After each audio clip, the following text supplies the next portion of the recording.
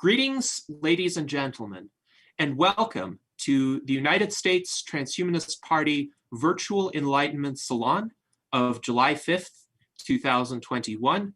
Congratulations, we are now in the second half of 2021, which means if you are viewing this stream, you have survived the first half of 2021, which is certainly good news. We want everyone to live long and prosper here. And today we are going to have a fascinating conversation on the intersection of art and technology, as well as on self-improvement, how it relates to transhumanism.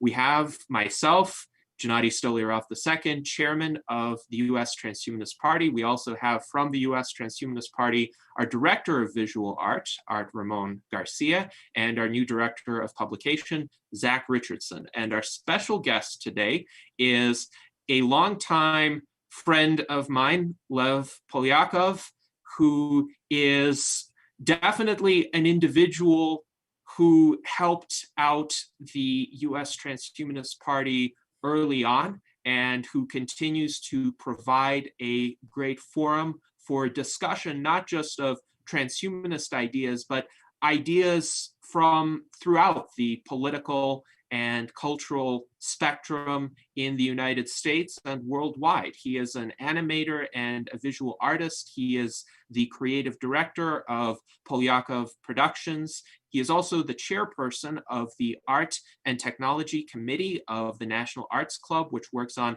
arranging events at the intersection of art and technology. He is furthermore the host of Break the Rules, which is a pirate radio-esque cultural commentary and entertainment arts stream, which was founded by Lev and by Jules Hamilton. Various notable transhumanists have previously appeared as guests in the Break the Rules live streams, and I was in fact the first person to be interviewed in October 2018 when Lev and Jules first started to break the rules, though I don't know if you've broken any rules prior to that time, Lev, but I am curious to hear how you got interested in this intersection between art and technology and how you use that to essentially branch out into this kind of all-encompassing cultural commentary. I think this would be of great interest to our transhumanist audience as well as others watching. Thank you so much, Gennady. That was a beautiful introduction. I really appreciate it. And also, I got to say that Art Ramon, I love the warthog that's in the back over there, that warthog painting. It is absolutely beautiful. And as far as how I came about to be in the position that I am, I consider it to be very synchronicity-like, whatever term you want to put. I feel like I'm in a roller coaster that's been moving in this particular trajectory, and I have no idea like why exactly am I here right now as opposed to somewhere else. A lot of strange things have happened over the past decades of me being on this planet, which I'm extremely grateful for. But to make a long story short, my father is an artist. We grew up in St. Petersburg, Russia. I grew up in St. Petersburg, Russia till I was 3 years old. Recording in progress. Then I came to America. We emigrated to the United States when I was about 3 years old, and we experienced a lot of tumultuousness at first. Starting to as immigrants get everything together and make a new life for ourselves. But I am very grateful that we were able to get to where we are today, and for me to have been able to learn from my father how to draw, how to paint, and be able to pursue that in making films. I started making animation when I was, I think, 14, 15. One of my first films, Piper the Goat and the Peace Pipe, won for Best Pre-College Film at the Ottawa Animation Festival. This was back in 2006. And right afterwards, I went to SVA, did not have a good time there. No, I mean, it was all right. But when it comes to the student, teacher, all that kind of dynamic, it was not really for me. And I had a group of people that were fans of Lev and groups of people who hated my guts. So it was a very interesting combination that I've still to this day seen play itself out. Like there are some people, I guess, that people either really love and really hate, and there's not really that much in between. And that's all right. I have grown accustomed to that, and I really enjoy being Lev. I really enjoy being who I am in this world and trying to see like what exactly is going to be next for me. And National Arts Club, that was a big thing too. Just again, very serendipitously, I ended up there. And I ended up in this committee, the Art and Technology Committee, like you mentioned, Gennady, where we do go into the intersection of the two. But I am noticing right now that there is a battle in a way to be fought when it comes to exercising one's willpower over what I see as being this totalitarian mindset that I think is gripping both sides, honestly. Like, I mean, I do say that it's gripping more of the further left right now, but I'd say it's also gripping the further right too. And this is also why, in making Break the Rules, the live stream, one of the most important things that I think that I am doing is trying to reach out to different sides and get them to see like what exactly is the thing that is separating one from the other. What don't you get? What don't you get? And eventually, I think we do end up coming to at least a better awareness of what the other side has to say. But I do have to be honest here, Gennady, it was far easier for me to get people who are on the further right to talk with than people who are on the further left. So the people who I try to get on would be a mix of far right, a centrist, conservative, as well as people who are, more liberal, like intellectual dark web Jordan Peterson types, I guess you could say, and transhumanists such as yourselves. So it's a very interesting odd combination of having all these different people there for Break the Rules.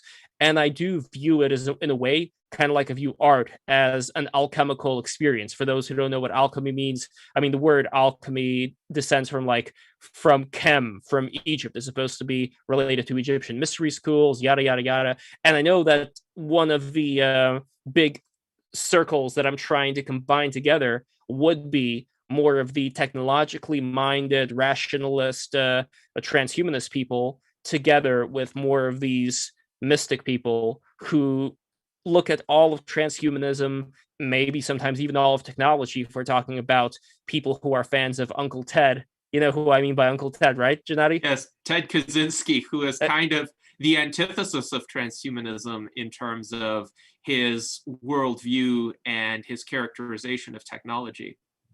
Absolutely. And this is why it's very important for me personally to get people on who are big fans of Uncle Ted, along with people who are not, because I feel like getting to the nitty gritty of why exactly they like him and why exactly they think that a lot of the things that he's talking about make sense.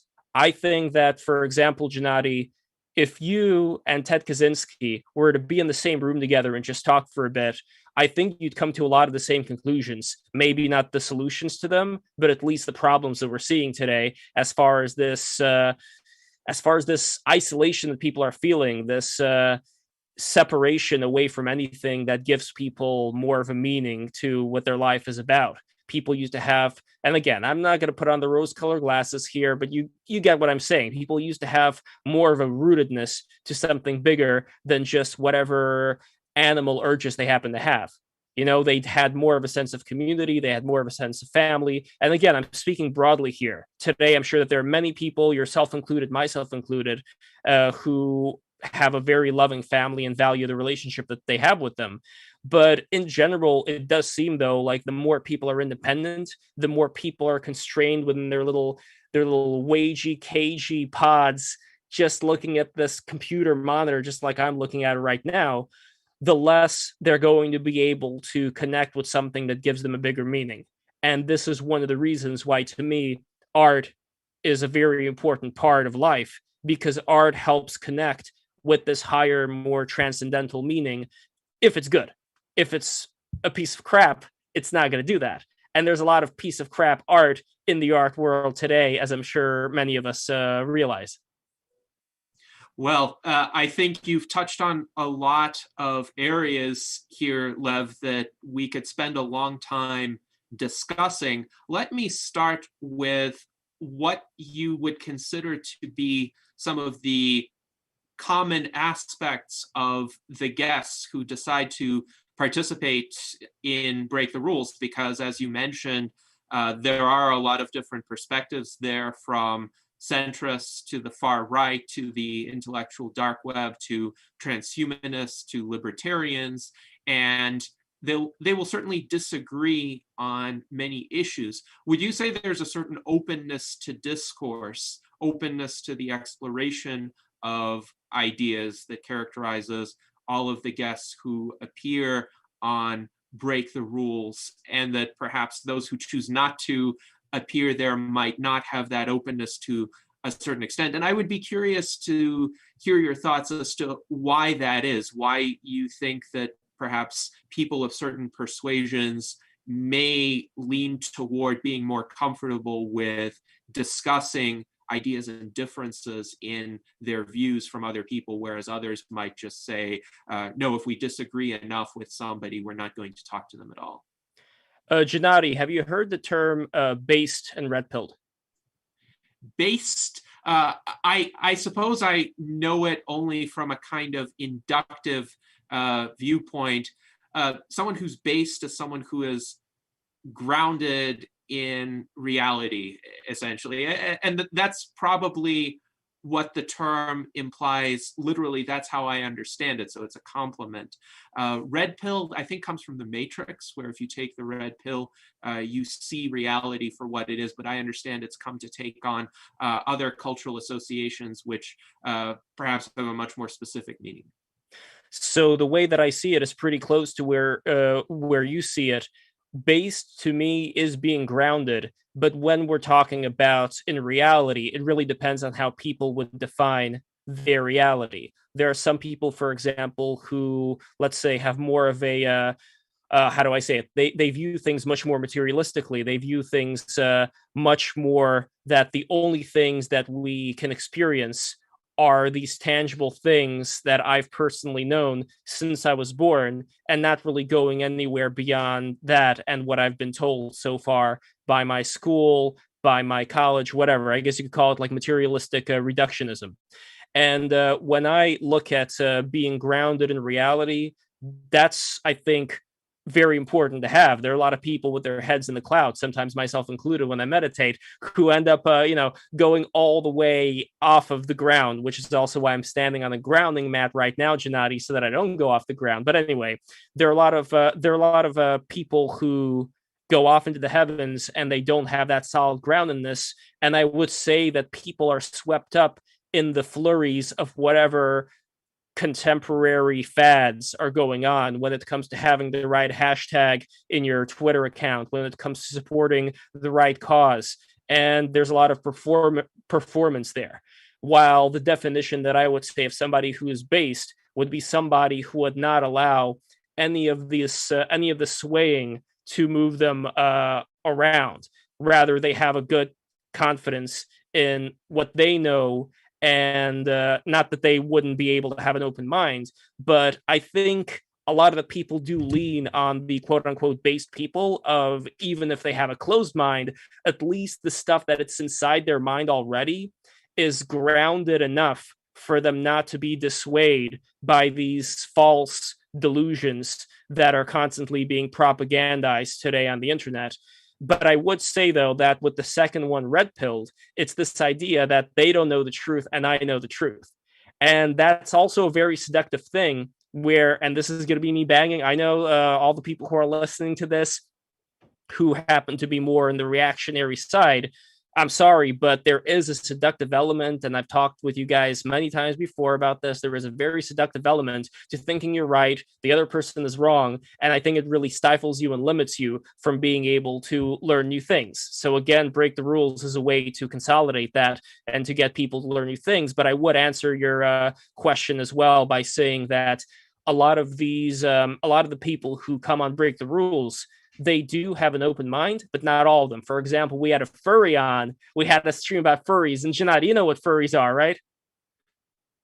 Yes, I'm aware of what furries are. I believe they're people who try to impersonate animals in real life.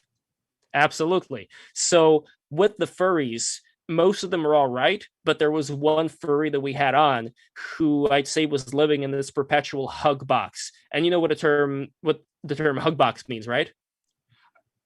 Based on, again, the meanings, it seems to be like an atmosphere of continual self-affirmation. So whatever one says or does, it gets positively reinforced. There's no criticism, no room for disagreement or challenge. Pretty much, that's pretty much it. And when it comes to that furry guy who was on, the moment we had somebody on who proclaimed that they were an anti-fur, that was enough to make him. And by the way, anti-fur, doesn't that sound like a Southern guy who says Antifa? Anti-fur. Anyway, I do a really bad Southern accent. But anyway, the furry guy immediately left and he just started raging against us on Twitter and all that stuff. And we were handling him with kid gloves. I kid you not.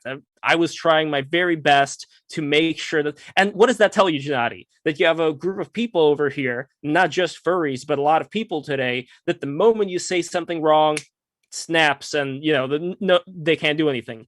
At least the people who are more base and red pill or base and trat pill, whatever you want to say, you can break their balls more and they can take it because they're more grounded. So this is something that I personally think is an important step to at least be able to reach out to them and see what they have right and what they have wrong. And it's still a learning process for me as well.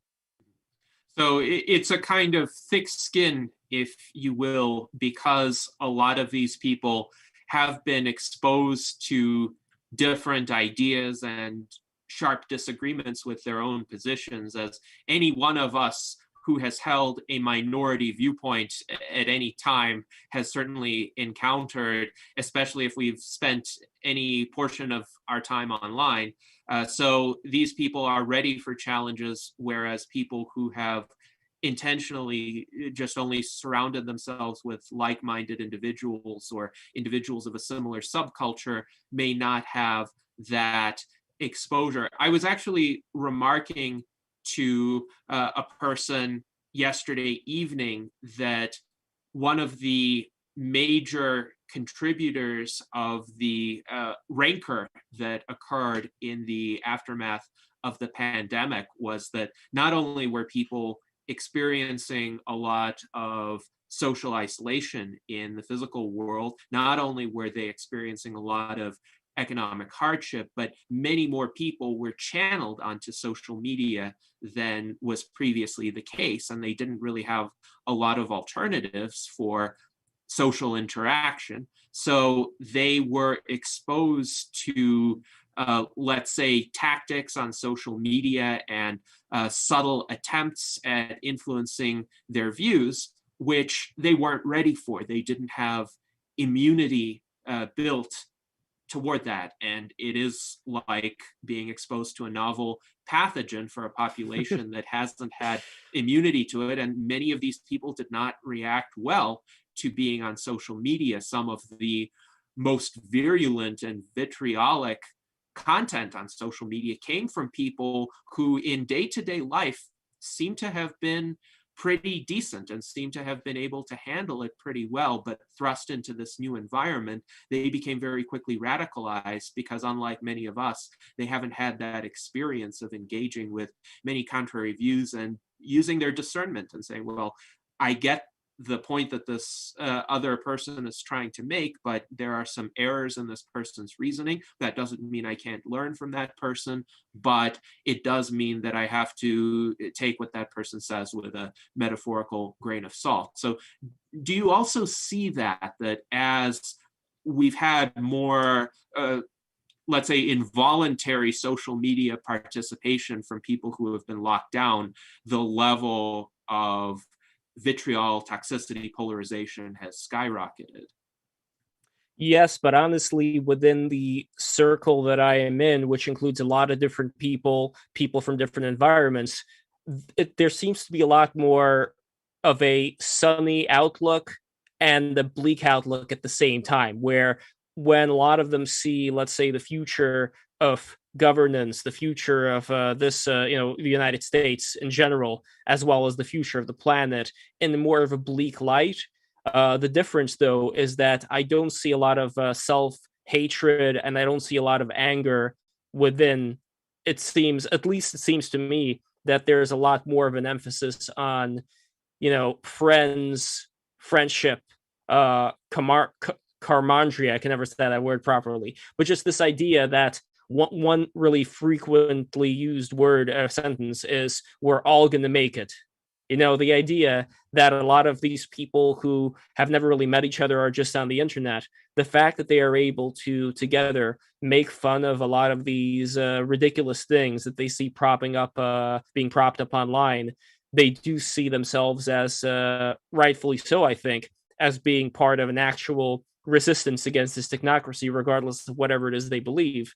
But being in the state, they have the sense that we are all in it together, and that regardless of whatever differences you happen to have, that you are here with us, and you are not going to succumb to censoring yourself and to just going along with whatever it is a lot of these media companies, advertisers want you to go along with.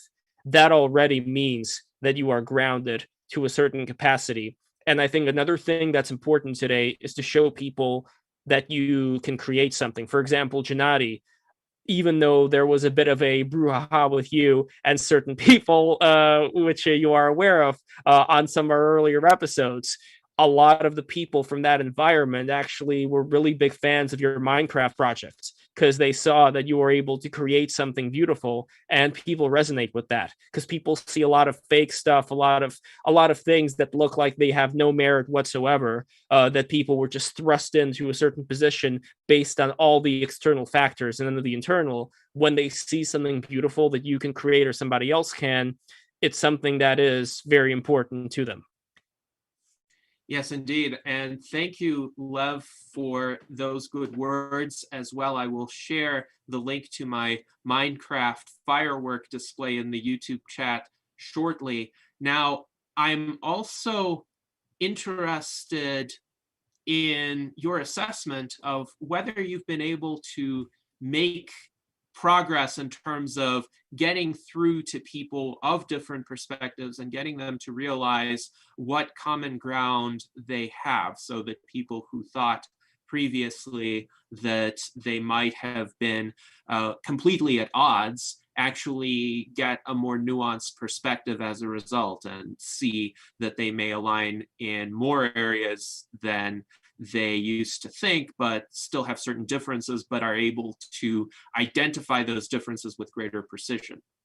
I think so. I would say that when it comes to myself, even though I'm not practicing, I am, from my mother's side, Jewish.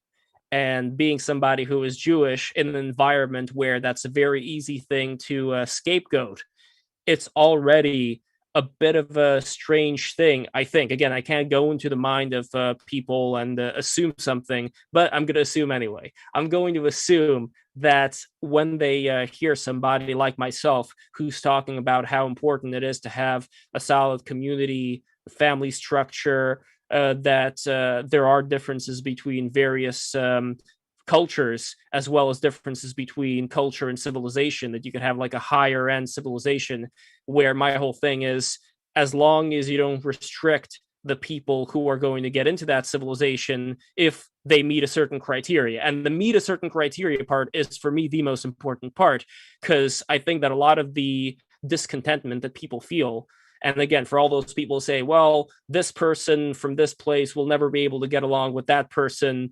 and that's all there is to it. I'm not going to be able to do anything about that. But at least if the goal at the end of the day is to have communities where people feel like they can talk to each other, that they have a certain skin in the game when it comes to their neighbors and their community, I think that that's something that, if at least more of that was in the world, people would be a lot happier, including all the people who are very dissatisfied with the state right now. And what it requires, though, is it requires people to actually step up to a certain level. Because if they don't step up to that level, then you're not going to have that sense of cohesiveness. You're going to have a lot of different cultures everywhere, multiculturalism, where you wouldn't really be able to have this sense of community if a group of people are in one place and the others are in the other place. Then they don't really know each other. You don't know their neighbors. So that's not a great thing either. But to me, the good thing about having this alternative is that it makes sure that people would not be dismissed based on these literally skin deep characteristics. And for all the people, I mean, you've had this discussion on the BTR before, for all the people who would say, well, what about this study and that study? Just judge the person based on what exactly they're saying and what they're doing, how they're raising their kids, how they apply morals to their house and family and so on. I really don't think it's a difficult thing to see. I think this is something that could be perceived within like the first 30 minutes of meeting somebody, where exactly they stand. And I'm sure some of these things are not like, they are unspoken rules. It's not really something that you can put on a spreadsheet and say, this person belongs here and this person belongs there. It's more, I think, a matter of trying to get people to be a lot more judgmental in certain circumstances, while less judgmental in other circumstances. Less judgmental when it comes to, well, this person doesn't look like me, and more judgmental when it comes to, is this somebody who I would want to have over for barbecue, who I would feel comfortable having their kids play with my kids? Like that's, and I think it already happens naturally, but I think it should happen a lot more. And for that to be emphasized, because I think it is going to solve a lot of problems. And I think you make some important points there. In one of my appearances on Break the Rules, I made a statement that I think a lot of the other participants disagreed with, but it resonates with what you just said, which is, in terms of a lot of fundamental moral premises, there is much more agreement than disagreement among most people. Indeed, probably in any conversation, the participants agree with about 98% of their premises, of course, very roughly speaking, but the parts that we agree on generally go by unsaid because we all accept them at the level which even enables the conversation. The fact that we're not hacking at one another with swords or the virtual equivalent thereof at this time, even though you do have an army behind you that seems poised to do something. My father made that, by the way. He's a genius artist. He makes these beautiful nutcrackers, and this is like the I think this is from the 33 Bogatyria, if you know what I'm talking about, Gennady. Yes, the 33 warriors in medieval Russian history. But yes, these are very well done. But right now, I think they just answer the question, you and what army? Well, you have one behind you. But for most people, when we talk about ideas, I think we naturally tend to focus on the differences because that's where something can be said. And that's where any sorts of distinctions can arise. And I think the human mind, because there's so much in life to take in, generally is going to zoom in on the differences rather than acknowledge the similarities, because the similarities are there in the background, they're operating. It's like we don't have to tell our hearts to beat all the time, or tell most of our bodies to function, and yet we all have that common functionality as well as biological humans. Well, you also have an updated functionality, because I notice you have antennas sticking out of your head if you position your framing in a certain way. So this is an outcome of the US Transhumanist Party logo. You could see the exponential infinity. So you have the upward slanted infinity symbol and the exponential growth curve going through it, and it's been mirrored in this background. But I do acknowledge the effect that you pointed out.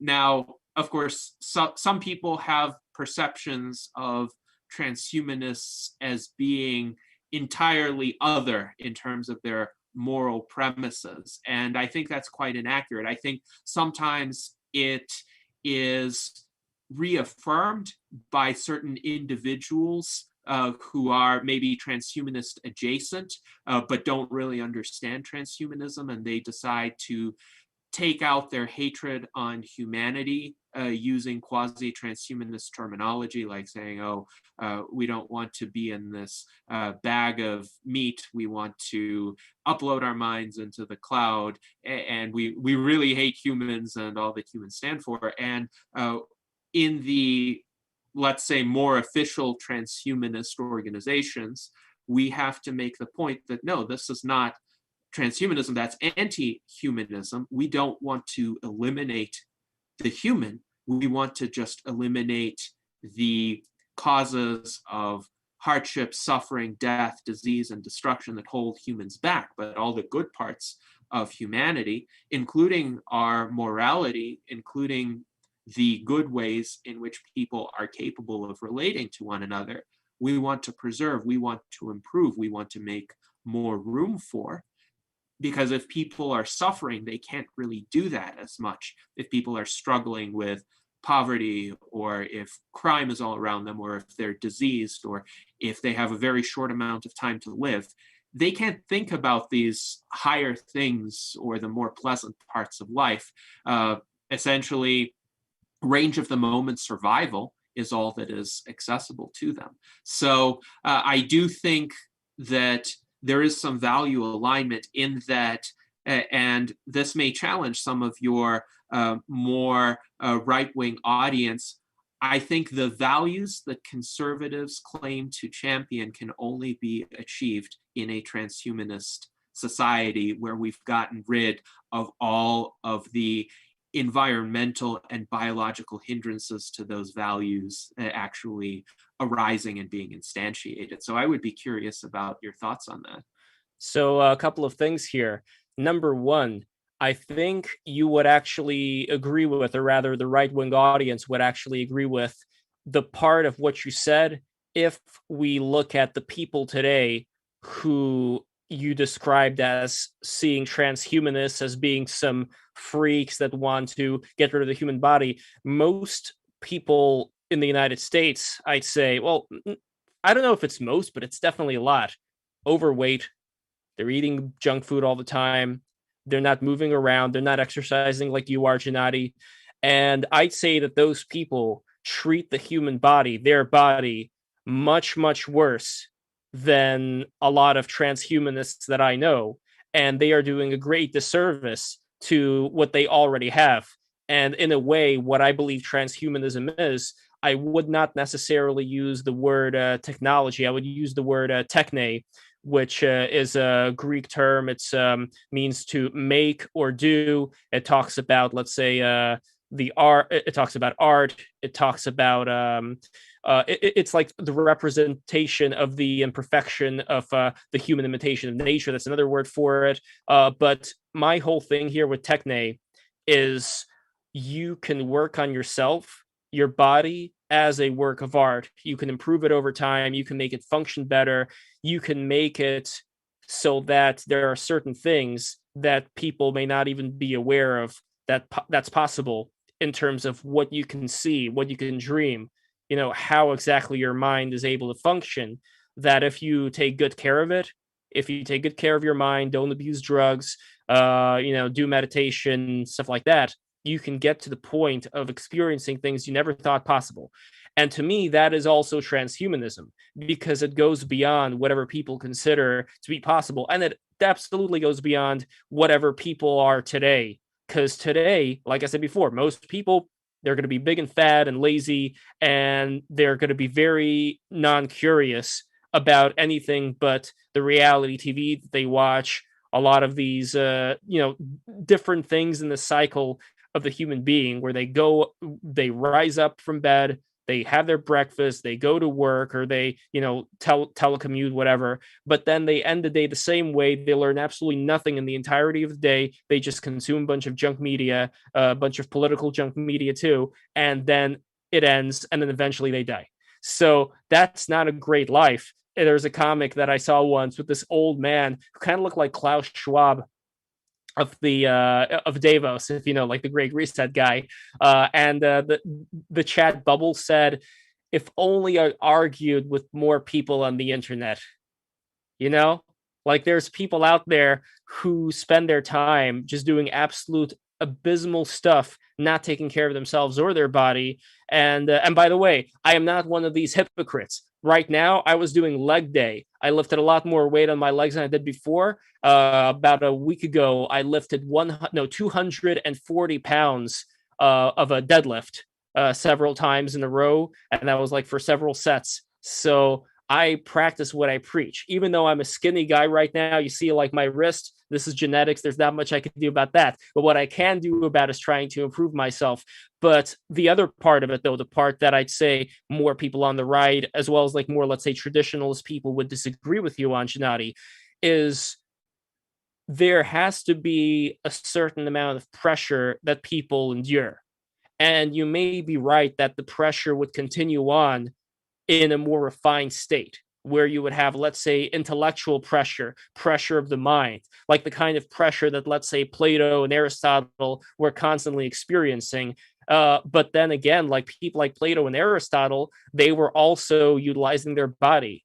Socrates, for all we know, he was a officer in the Greek army. I may be wrong about the specific rank, but I believe he did fight in the wars there. So this was not somebody who just laid on their butt and philosophized till the cows come home. This is somebody who was able to utilize all the things that they were given. And so I think the problem that a lot of people who are, well, let's say, more traditional see with transhumanism is that there is this almost wanting to separate oneself away from the pressures of life. And even if there will be mental pressures, there definitely have to be physical pressures, because the two things are together. Like our entire brain, it's not just over here, it's all the nerves. This is all connected. And this is all required for us to be able to properly function. You can't just be like brain in the jar mode. I think that's doing a huge disservice to the actual experience of being alive. So we definitely need that pressure. It doesn't mean that there wouldn't be, and again, this is something that I believe in. I believe in reincarnation. I believe in there being other things to experience, because the way that I look at life is more from the perspective of what is this experience that I am experiencing as an ego being? What are the problems that I'm facing? How am I going to solve these problems? Where it is much more about this particular set of problems that I'm under is especially for me to solve. And now I'm going to solve them. And I think that in the world that we are right now, people have to face physical problems and people have to face mental problems. If you cut the cord, if you cut the head off, then you're only going to be facing the mental problems. And I think that that's going to drive a person up a wall. That's going to drive them crazy. At least in the state we're in now, we need those physical problems.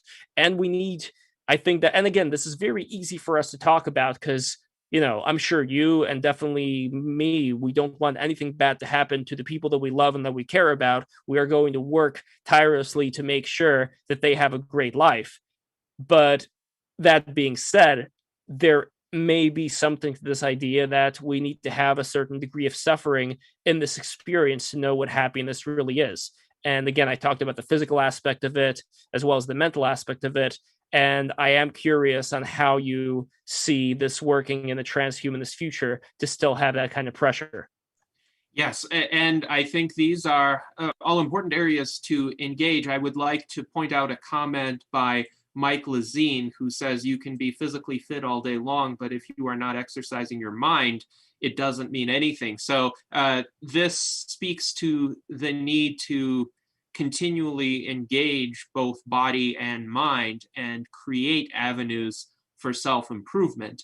But if you consider, for instance, our lives today and the opportunities for physical self-improvement even, most people throughout most of human history performed back-breaking agricultural labor from dawn to dusk. They didn't become physically fitter as a result of it. They didn't become physically fitter during the early industrial revolution when they went to work in the factories. That was also back-breaking labor, both literally and figuratively, and life expectancies were short as a result. Even today's obese people, even today's people with chronic health conditions live on average much longer than their agricultural or early industrial ancestors. And yet we have outlets for physical activity that is a lot more directed toward the goals of health improvement. And we can still run a lot, we can still lift a lot, but we do it in ways without the deleterious side effects because we're doing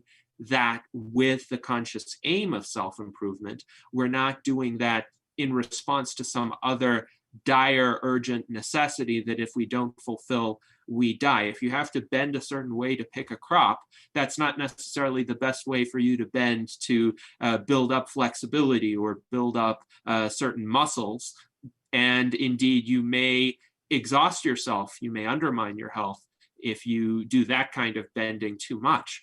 So the problem, I think, with the default mix of hardship that is thrown our way is that there's no guaranteed alignment between that and good health outcomes or good mental outcomes for humans. Indeed, I am not a Marxist, but Marx was talking about the alienation of the industrial laborer, the assembly line worker who had to do the same thing over and over again. Definitely. And right now, machines can free us from that kind of labor and focus the human mind toward the more distinctively human, the more creative tasks like making art or exploring the intersection of art and technology or creating new disciplines using the human mind where nothing existed before, where the work is not repetitive, it's not arduous in the same way. It may be challenging, it may pose certain dilemmas of its own, but that's a very different type of challenge or stress from the challenges that threaten one's own survival. So I do think humans need challenge to grow. And I think humans need challenge to keep at the peak of their skills. But that challenge can be arranged in such a way that the downside is not as brutal.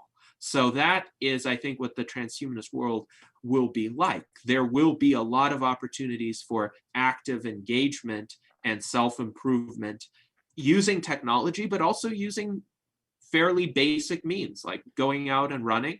You could combine that with technology, you don't have to. And transhumanism doesn't take away from that. But perhaps if you go out and run, transhumanism and emerging technologies will make sure you don't wear out your joints. And if you do need replacement parts, those replacement parts will be better than the original. Well, with the replacement parts, I want to get to that too, but a couple of things. First off, I just want to say for all the people who are watching this, who are in the chat, I know Gennadi's very shy, but I'm going to say it. Send those super chats right now. Need those super chats because I really want the U.S. Transhumanist Party to grow, and I want this wonderful channel to grow. So all of you people who are watching this right now, send those super chats Gennadi's way because I know you have a few questions that you want to ask me, and you've already asked them in the chat. I will eventually get to them, but I do want to make sure that if you want to reconsider just having them questions in the chat as they are versus the super chats, consider them to become super chats, and I think that's going to help all of us out. I just wanted to get that out of the way, Gennadi. Thank you for letting me do that. Anyway, to the comment that you were making right now, when it comes to this, let's say this analogy of the amount of information that's around all of us right now. If you were to teleport somebody from 300 years ago to now, and I think they'd be very impressed by a lot of things, certain things they wouldn't be impressed by. But when it comes to the internet and just this ability to go to anywhere, let me check, and be able to download any written work, any of the greatest written works, any of the Wikipedia entries you can look at, and just get all this information at your disposal. It is such an incredible thing. But then when they look around, and I don't think they'd be shocked by it, but it's just sad. They'd look around and they'd see most people spending their time playing Candy Crush Saga or spending their time playing one of these stupid games. Not even interesting games, not even like Chrono Trigger, for example. I don't know if you guys play Chrono Trigger, but that is a very beautiful game. But anyway, really boring, very bright colored games, just, treat people like some sheep. So anyway, when it comes to that analogy, I see the same thing with fitness. My problem has to do with we do have a lot more, like you said, Gennadi, a lot more actually fit people out there, those who, let's say, put in the time to go to the gym and they have access to, all the best workouts from all the generations henceforth.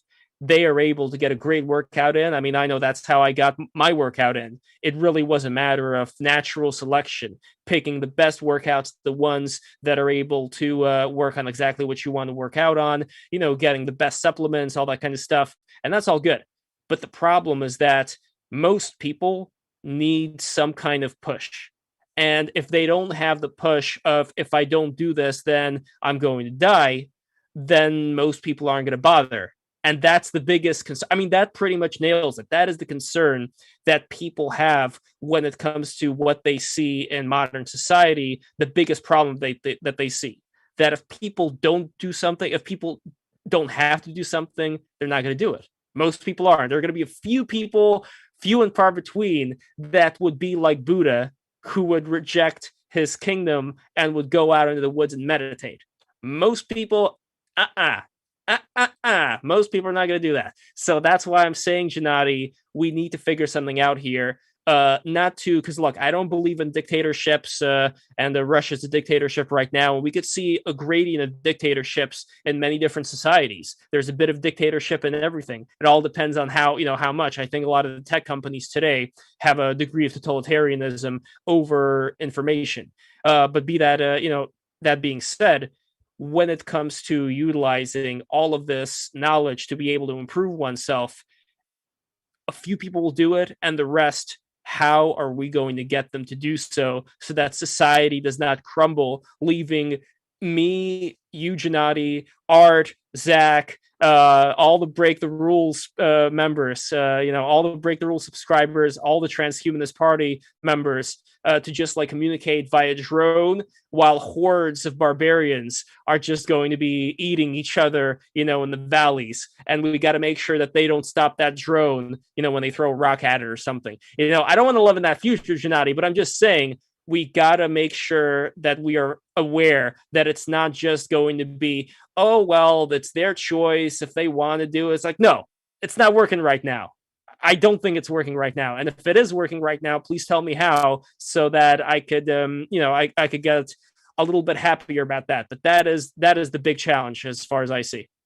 Now, I would agree with you that a lot of aspects of culture are not working right now, but perhaps they have never been working except for about 10% of the population for most of human history. And I refer to the people who were literate, relatively well off, capable of indulging in the arts, the sciences, statesmanship, had some knowledge of international affairs, and didn't lead a hand-to-mouth existence. But perhaps the people who spend their time frivolously right now, they would have just been subsistence farmers before, and they would have lived in dire conditions and died in their 20s and 30s from some infectious disease, from one of the many pandemics that ravaged every society at that point in time. So it, from our standpoint, is certainly not an ideal existence for many people to spend their time frivolously. But perhaps it is better than what their ancestors would have had access to before. And at least they're living into their 70s right now, whereas before they would have died very tragic and unfortunate deaths much earlier.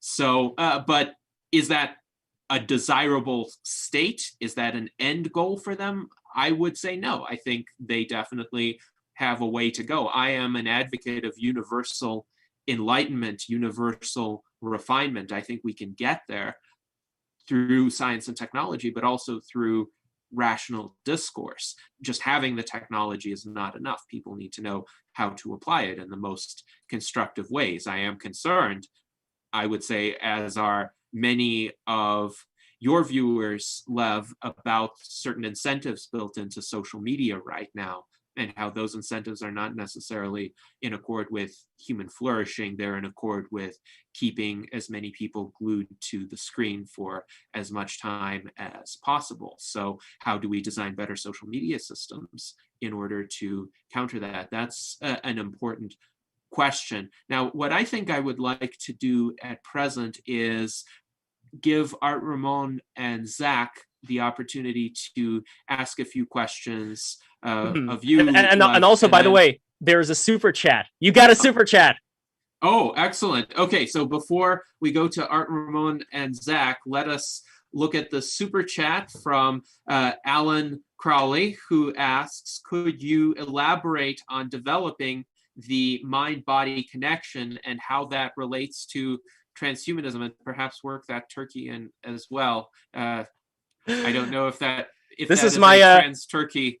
This is my friend Tom Turkey here. So I just wanted to introduce you to my friend Tom Turkey. He will be on our Turkey Tom stream this coming Thursday. And Turkey Tom is a really famous YouTuber, very young guy. And we're going to be talking about a lot of interesting stuff with him, having to do with him talking about all these grifters that are online. And anyway, we're not going to get into that right now. I just wanted to introduce Tom Turkey for the first super chat. He is here in honor of the first super chat. I appreciate it. So there we go. Let me just throw him to the side there, and I will answer that super chat. Thank you so much, Alan Crowley. I wonder if he's related to Aleister Crowley. But anyway, when it comes to the meditation, I started doing it maybe about 2016. It was thanks to, actually not Joe Rogan. It was thanks to another podcast that had Wim Hof on. I don't remember which one it is. But anyway, Wim Hof, he's this guy known as the Iceman. He does breathing meditation techniques that allow him to endure extremely cold temperatures. And I also see that as another example of transhumanism, where you are going beyond the state that your body is in. And I started doing this meditation, and lo and behold, I started to get like a white light in the center, and I started to get a lot of blue, purple colors, vortexes that are spinning around. And as far as I read, people who go into meditative experiences, they encounter a lot of these things. And the reason why I wouldn't say that it's just some hallucination from either lack of oxygen or too much oxygen is that these things can actually be controlled. What I mean by controlled is you actually see, it's not like people say, imagine an apple, and then some people would imagine an apple. What I mean is it's actually bits of electricity that generate an actual image inside your head when you close your eyes. I want to be extremely detailed when I'm talking about this, just so you understand what I mean. Gennady, do you know what I mean? It's interesting. So you're able to somehow call forth a direct perception of images using some conscious control over your mind. Yes, that's right. And the images, I could even load some up on the phone after I talk about them. But the images are three-dimensional vortexes. So imagine a DNA helix in the center, and then this kind of a dome shape. And then there's a smaller dome shape on top of that dome shape, and a smaller one like a long spire like that. It actually looks a lot like the Washington, D.C. Capitol, as an example. Like if you would think of something that it looks like. But it's a dome shape that's made out of zillions, for lack of a better term, of all these orbs of light that are just spinning around. And by thinking about where to move this thing, I can move it. So I can zoom in, zoom out, I can rotate it. It's just like using a 3D program. And when this happens, this area over here, like you could say, is it the pineal gland? Is it the pituitary gland? I don't know what it is, but this area over here starts to vibrate. It starts to go like that, like a small motor.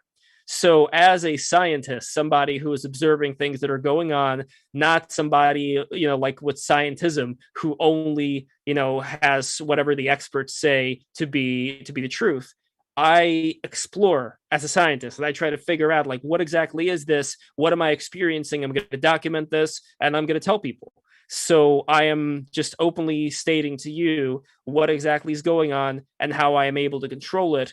And a lot of these things, again, like in terms of the white light and the various other shapes that are generated, this is not something new. This is something that you can read about in all these texts that the Hindus wrote, for example, as well as the Buddhists and various other sects, a lot of mystical sects in Islam and Christianity and Judaism. They all talk about very similar things. So it's very interesting how we have all these religions that are pretty different, yet in terms of their more secretive aspects, they're all talking about the same thing. And the thing that they're talking about is that we are all aspects of the divine whole, and we've been split up into these self-exploratory beings who are only aware of themselves, and that's it. They see themselves as separate from everything else, even though we are all one thing. So in a way, when I'm looking at your face, Gennady, and your face, Ramon, and your avatar, very beautiful avatar, I might add, Zach, but when I'm looking at your faces, I'm not seeing something that different from me. I'm seeing a different version of me, if you will, who had different experiences. But it is in a way like when it's written in the Bible, made in the image of God. Like, what exactly is that talking about? To me, it's talking about that if you were to choose a creature, just any mobile creature that you would be able to move around in any experience, in any reality, this would be a pretty good form to have, because you can emote, you can show people how you're feeling with the mouth, you could show people, certain hints of how you're feeling with your eyes. Our body, I really do see it as a temple. I really do see it as an example of consciousness, of the universe, God, whatever you want to call it.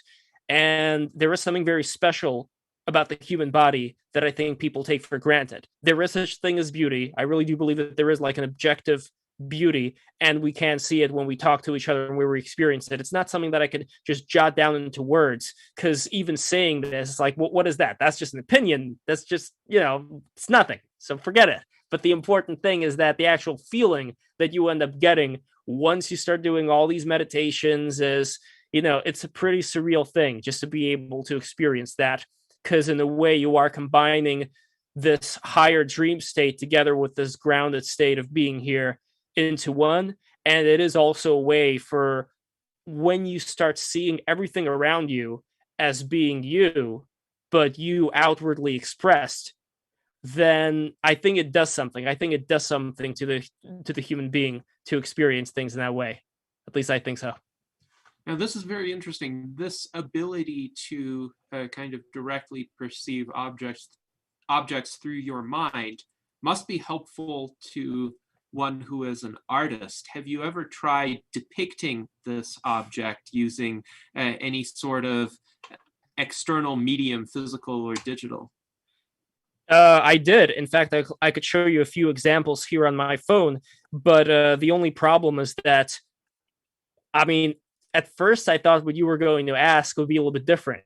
At first I thought you were going to ask, Lev, have you been able to generate a work of art inside of your brain, like a detailed work? No, I could, and I know you didn't ask me that, but I want to say that I am still in a very primitive state of being able to generate these images, because most of these images, they are here. I'm going to show you a few examples, but most of these images, they are shapes that align with other shapes. It's not really something that has a lot of details in it. So if you imagine like having a bunch of circles, blue circles, purple circles, sometimes even green circles, and you can move those circles around, you can move one on top of the other, and it slowly happens, but you can create like primitive letters of the alphabet by doing that. It's not going to be anything too advanced right now, but again, it's like I got to do more of this. I have BTR, I have the left stream, I have all this stuff that I'm doing. I don't have really the opportunity,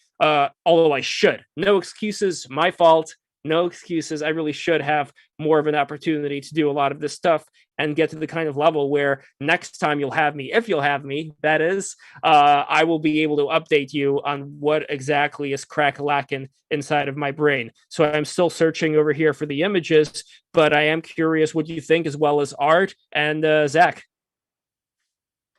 Yes, and we will definitely go around the panel and ask for everyone's impressions as well as areas of curiosity that they have. My area of curiosity is, does this ability relate in some way to lucid dreaming and the potential for controlling one's dream experiences? That is, if you can do something like this. Okay, so here we go. So let me just make it a little bit less blurry here for you guys. So as you can see, this is the letter B, and let's see, this is the letter A over here. So you notice how this works. You have a blue shape over here, a smaller one over here, and two purple shapes. And you also have, like, you see this white stuff. This is just in the periphery. It's like constantly spinning around, you could say. So this is one example of what this looks like. I'll try to find a DNA helix example as well. But it's pretty primitive right now. I wish I could find a DNA helix. But another example, by the way, of what this stuff looks like at say like the highest state, it would get to something like this, for example. So you would have a star over here in the center, and it is an actual 5-pointed star. So again, Gennady, like, I don't know what you want to make of this, but people are able to generate a 5-pointed star in the center of their vision, an actual shape, not like hinting at the actual shape of a 5-pointed star. So, and another thing, by the way, I didn't even get to Kundalini, and I don't want to keep Art and Zach, but I just want to say real quick, all this is also connected to Kundalini, which is another thing that I experience a lot of times, which is, as described in Tantric Hinduism, Kundalini is the energy that animates the universe. Well, Shakti, they call it. And Kundalini is that same energy that is coiled in the root chakra. So again, what are chakras? I don't know. But the point is that Kundalini is in the root chakra. And the more you do a lot of these various techniques, it starts to go up. I feel a snake-like slithering electric thing inside my spine when I breathe, so it goes up and down. And again, Gennady, I want to be a scientist here. I don't want to be I want to be be a scientist. So make of this what you will. This is in my spine when I breathe in and out, and it is connected again. Like all these experiences, people talk about the same thing. You have the snake going up the spine, and you have this light in the center, in the sixth, the third eye chakra. And you even have various representations. You have like in Hermeticism, you have the twin snakes that go up and then the wings spread out. You have in the Sumerian tree of life, you have the two birdmen with their pine cones, on this tree, which is blooming. And you have other examples like the Farvahar in Zoroastrianism, the same wings being spread out. So I do see that a lot of, unless this is all just completely random, I think that there is a lot of these ancient statues, megaliths, writings that talk about this process. And I really do think that this is sexual energy, generative energy. This is the energy that is supposed to be responsible for everything that we experience, for all the movement, music, vibration, man, all that stuff. It is all this thing that you can harness, where you don't just use it for procreation or sexual pleasure. This is something that you can use, you could transmute it, and you could use this for higher purposes. So now let's go to Zach. Zach, do you have any questions for Lev? I know you were interested in the lucid dreaming aspect as well. Definitely, that was part of it. I'd like to say first, I like your touching on Kundalini, as I feel like a lot of these religions will have these practices, and it's easy to dismiss them as something kind of odd. But I wonder if there are some processes going on in the body when you engage in those imaginative activities that are then controlled, and your mind needs this sort of story, this representative of it, to be able to control it. You can't just think to control it. But when you visualize this type of thing, I dropped a paper in our chat that was some studies on Tibetan Buddhists, where they hooked them up to MRIs and scanners and stuff, and just showed their brain waves going very far deep into delta waves. That's something that takes years of practice to do, or maybe a little bit less if you do it right. But I wonder, if my where was I going with that? Reincarnation. You mentioned that once or twice. So tell us about that, because I'm of the opinion that it is a better bet to try and get cryogenically preserved than it is that you're gonna pop back into the world once you pass. Or where do you go from visualization to reincarnation? Are those connected in any way? Well, again, it only applies if you take the perspective that everything we're experiencing is not just random, and that we experience things for a particular reason, for us to experience them. Like everything that we are presented in life is a particular challenge for us. And you could go a different perspective that that part doesn't really matter. But assuming we go with that perspective, I think reincarnation makes the most sense, because you have people who are born, with various medical problems. You have people, stillbirths. You have various horrible things that people experience when they come into this world, and then they come out of this world. For the Christian perspective, where this is the only life you live, it's really weird because it doesn't make sense. You have all these people who end up being born, half alive, and they only make it for a couple of months. And that's it. That's that's the journey for them. That's in that sense, it doesn't make sense for me. But what does make sense is that could just be a process of all of these chaotic karmic reactions, whatever you want to call it, where we do end up getting just desserts. And I know it may be too, how do I say it, optimistic of an approach to take when it comes to. I don't necessarily think so. Well, like all the things that people get away with in life, you always, they're going to get what's coming to them, and then they don't. Well, they don't, at least in how we see things in this reality. Bad people end up getting away with a lot of things. But anyway, I think that I don't take the Christian perspective that this is the only life and that's it, for the reasons why I stated. Neither do I take the perspective that after this, lights out. It may be. I'm leaving myself open to it, but I really do think that there is something to the idea that we are all experiencing a particular challenge for us to overcome.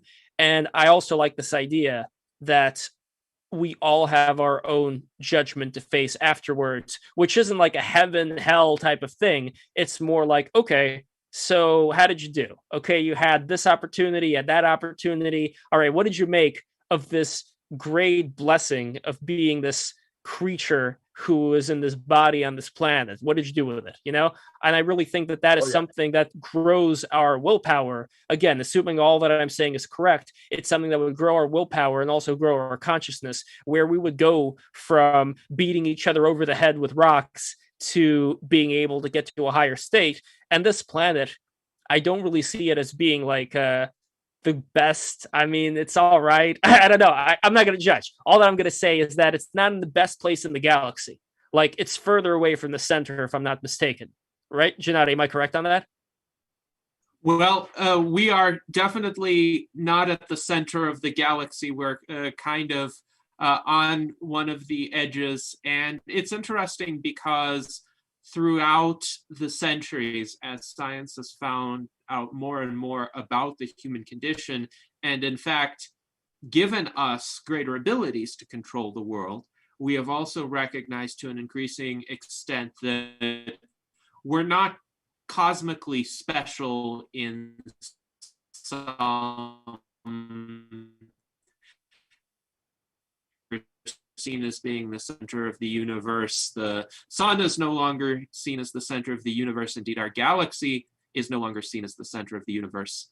And yet we have more power, more ability now than we used to in the past. So that does speak, I think, to a different locus of value. That is to say, value doesn't come from being in some cosmically special place. Value comes from our own standpoint, from the fact that we are here, we exist in a certain context, we have certain physical requirements that we depend upon for our survival, and we, as a result, need to act in certain ways in order to sustain our lives and improve them. And I think with regard to, say, the infants who die of terrible diseases, I think that further reinforces, in my view, the absence of any sort of cosmic justice. That is, justice as we see it requires our active effort to attain. It's not guaranteed. And if some tragedy happens, that could be completely contrary to any notion of justice or fairness or goodness that we would. Well, I would push back a little bit here, and this would probably be the most controversial thing that I will say. And in no way am I saying that I fully believe this, but just as a devil's advocate, as a counter to what you said, the people who experience hardships in life, tragedies in life, if we, let's say, take the model that reincarnation exists, then we could potentially say that certain things that they experienced before brought fruits that they now experience in this other life, in which this kind of model would actually work.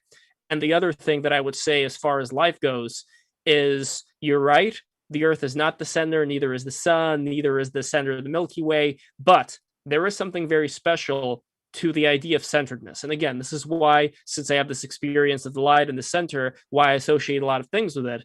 And again, this is me reaching, so please pardon me. I know I'm reaching a lot here, but this is me reaching to the idea that the center is light.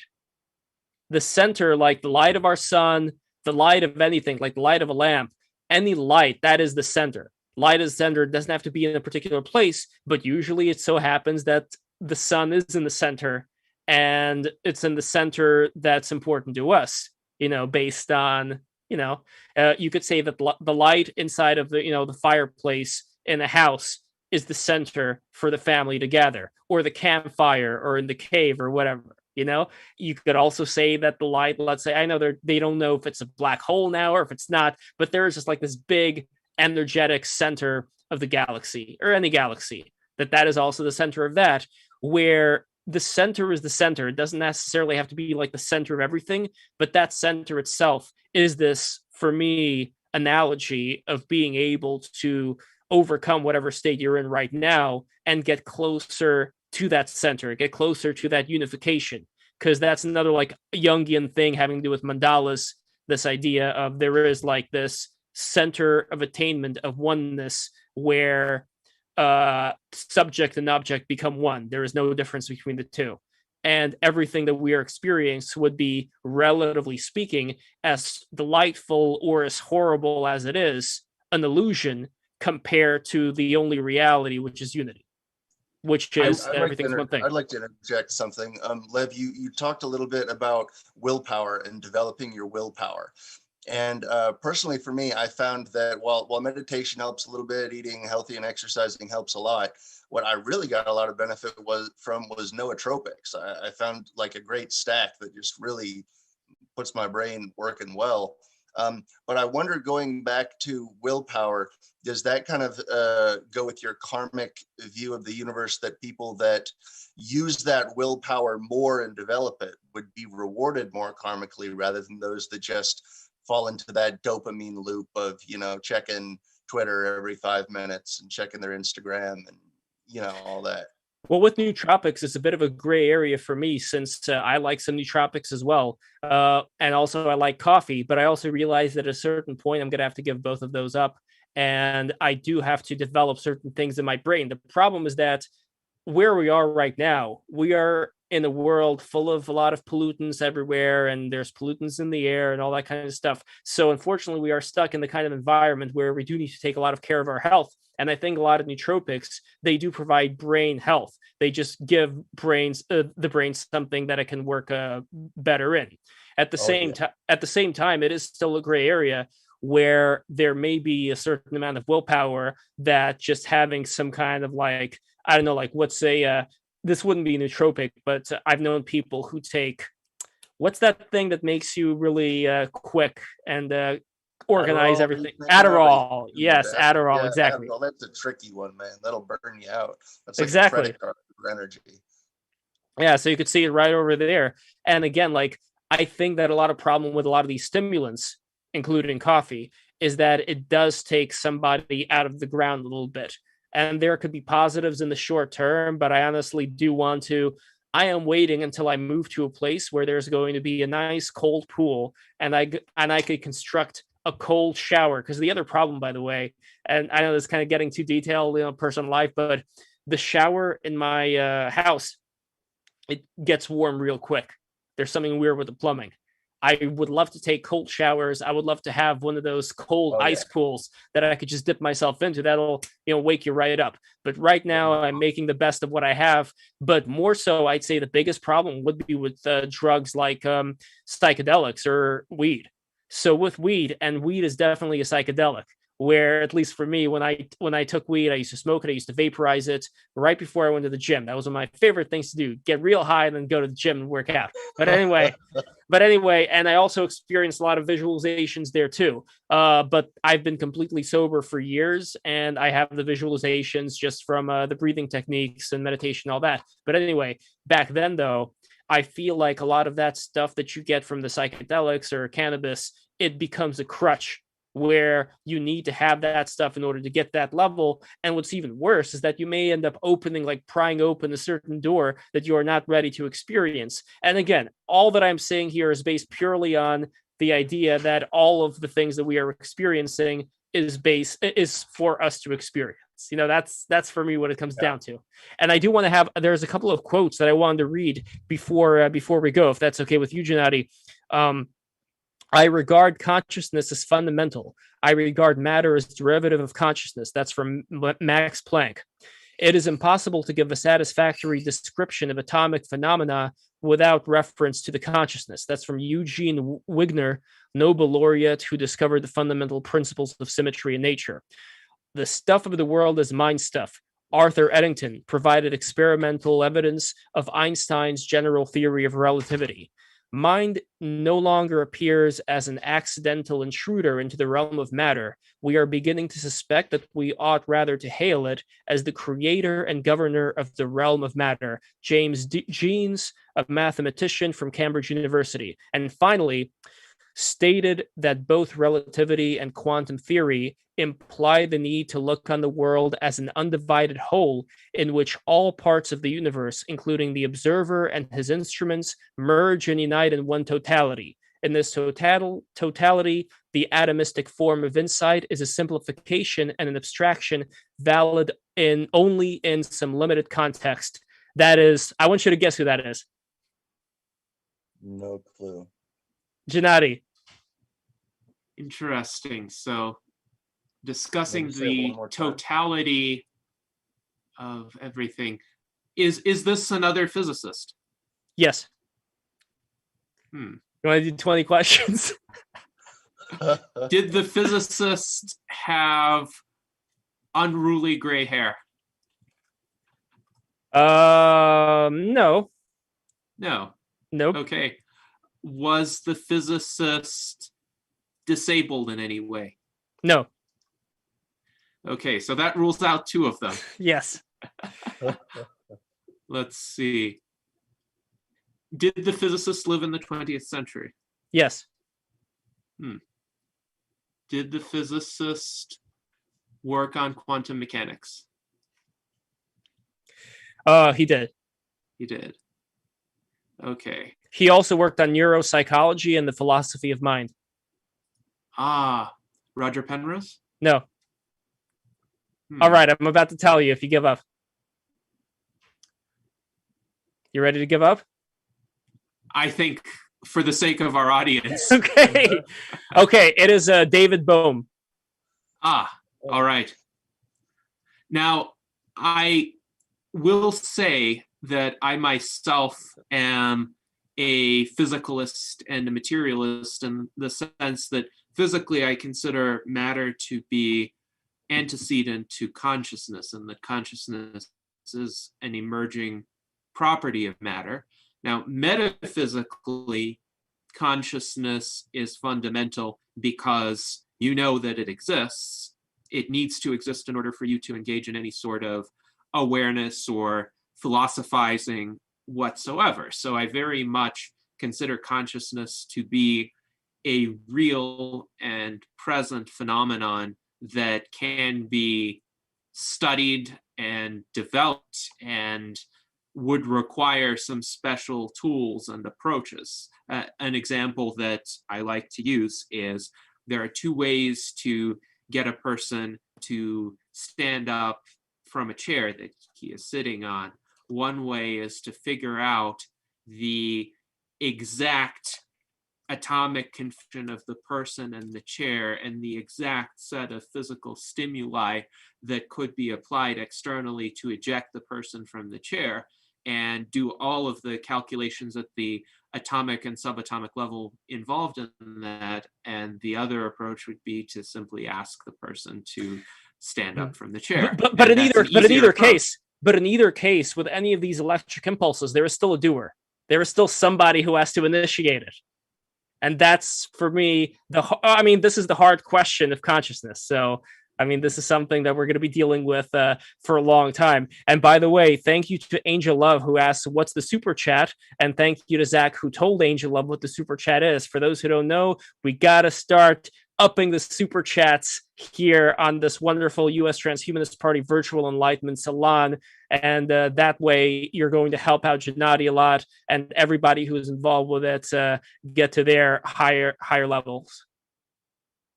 Yes, indeed. Thank you very much, Lev, for that once again. And yes, if you post any questions in the super chats, we will highly prioritize them, or comments as well. I wanted to offer two responses to your previous comments before we move to Art Ramon. First of all, on the idea of the center and the examples you provided, both with the images that you're able to experience, as well as examples from households and societies. It seems to me that the center in those cases is one that humans originate and then project onto the external reality. And in that sense, just as we impart justice and morality and order to a universe that in other respects can be very cruel and chaotic and at best indifferent, so these aesthetic ideas of centeredness, or say the golden ratio used in art and architecture, yes, they're found in nature as well, but humankind with its creative faculties can essentially impose them on the world with much greater regularity. And we've got two super chats, actually. $5 both. From both Zach Richardson and Angel Love. Woo! And they're both active participants in our chats as well. So we're going to get to a lot of their questions and comments. Of course, Zach is on our panel. Angel Love has a lot of questions that we will address soon. She also has a comment that says, contrast plays the role to let us know what we do prefer. It's better to recognize such contrast without diving full into the suffering. And I think that echoes some of the comments that I made before. Could there be more, let's say, genteel ways of letting people recognize that there are alternatives and they should use their willpower to pursue the better alternatives? She also notes that most San Franciscans are into fitness and sports, and she doesn't see many overweight people in San Francisco. And that's an interesting observation. I think San Francisco is in many ways a self-selecting community as well, because there are very high barriers to entry to living in that community. Except for all the homeless. Right, except for those who can't afford it. But if you can afford it, if you have housing in San Francisco, then you're probably one of the 10% of people I was referring to earlier, who through most of history were able to essentially take good care of themselves. Now, Zach also asks in our internal chat, what was the piece of music that I made that was composed of prime numbers? Yes, so I have a piece that is based on musical prime numbers. And it was my idea of essentially trying to find a harmonious way to express the prime numbers going from 2 to 4,817 in base 10, which corresponds to 20,021 in base 7.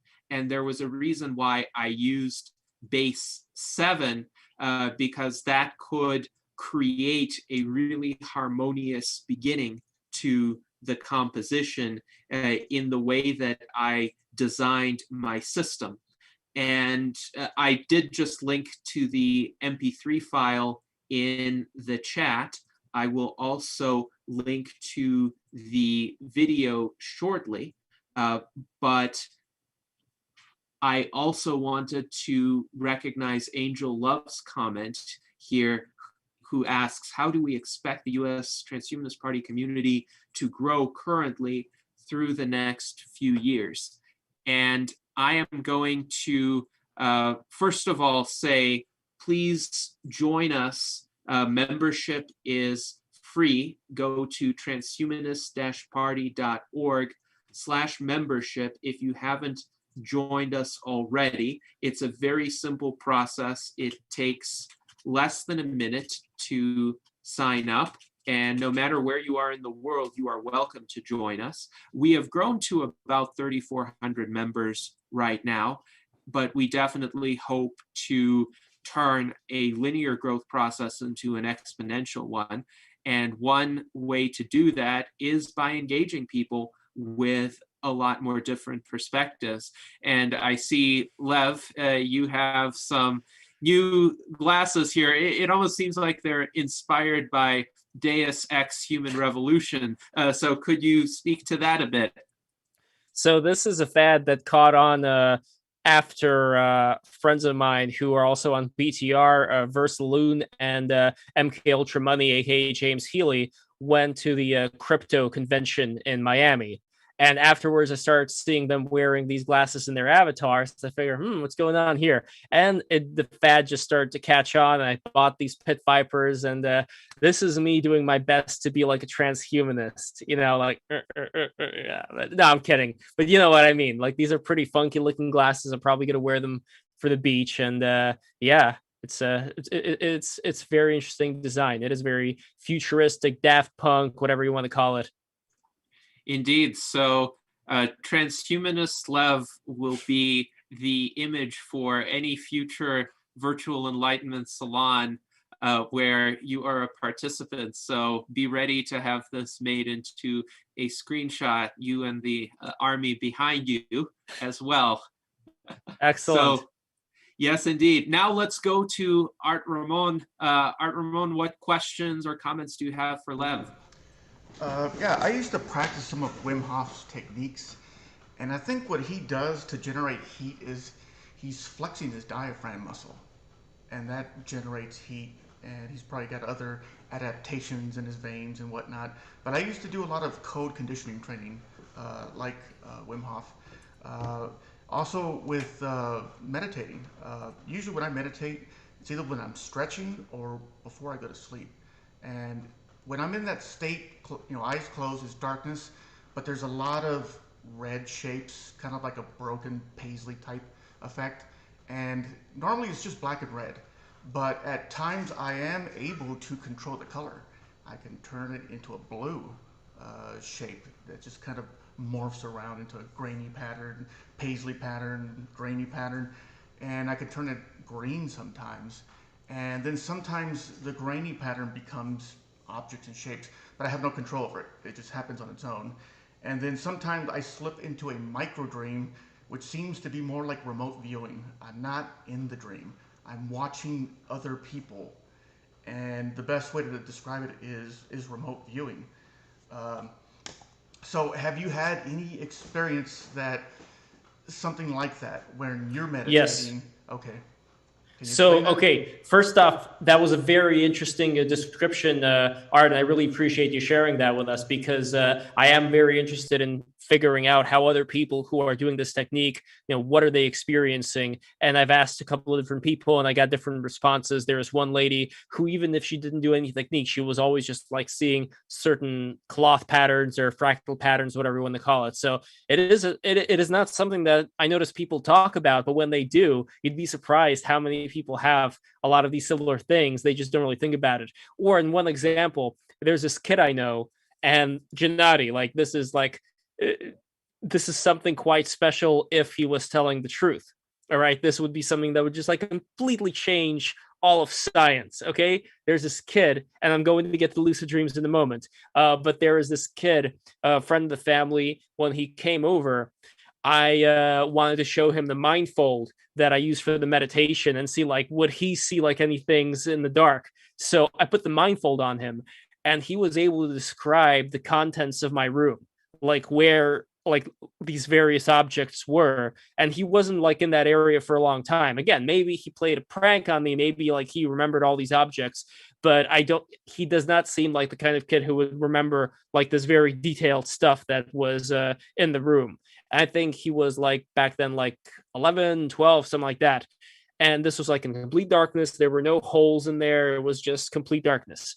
So that in itself is something very interesting to me when it comes to what are children who are not yet conditioned to what reality should be capable of experiencing. And that is something that, I mean, what would you even call that? Being able to see whatever's happening in the dark. And you didn't see it with lights, like he didn't see color. He saw kind of like, maybe you could say it's like echolocation, or like he saw like these gray, areas. So whatever that is very fascinating to me. And I'd be, after I talk about the lucid dreams, I'd be curious about what your take on that is. But anyway, with the lucid dreams, I have to do more lucid dreaming. I have not done so that much. But what I make up for, and I do have some lucid dreams, which I'll get into. But what I make up for in that, I just dream a lot. Like I've had a dream journal that I've been filling in since 2016. I've compiled more than 200 pages already in this journal. So it's pretty much every day I get to write down a different dream as soon as I wake up. And a lot of them are really crazy. I had a dream the other day that there was this character who looked like a squiggly version of one of the Simpsons characters, like a squiggly version of Bart Simpson, who was like locking people in the cage. And then there was like this piece of lavender soap that I picked up, but it smelled kind of weird. And I had another dream recently where I was on vacation. But going to a particular part, which I thought was Russia. I prepped my socks and they were extra long. I drove through an area and I stumbled into this backyard road, and there was a closed gate. And inside this gate, there was a pool. And there was in the middle of the pool this tree, and tree like growing underneath the water.